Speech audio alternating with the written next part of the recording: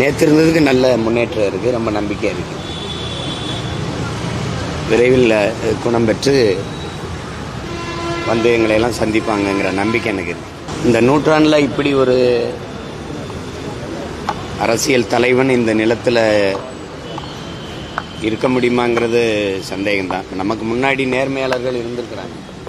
தாத்தா காமராஜர், கக்கன் போன்றவர்களெல்லாம் நம்ம முன்னுதாரணமாக சொன்னால் கூட அவங்கெல்லாம் ஒரு பதவியில் வந்து இருந்திருக்காங்க. எந்த பதவியிலும் இல்லாமல் இந்த நாட்டுக்கு மக்களுக்குமாக சேவை செஞ்ச ஒரு மகான்னா அது நம்முடைய ஐயா தான். அதுக்காக அதை ஆசைப்பட்டதும் இல்லை.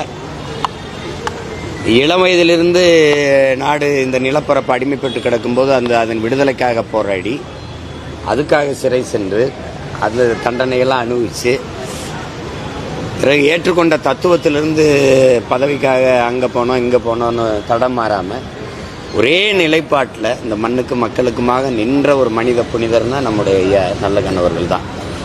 இப்போ எங்களை மாதிரி பிள்ளைகளுக்கு ஒரு பெரிய வழித்தடம்னா அவர் தான். ஒரே ஒரு வரலாற்று நாயகன் தான் அவர்.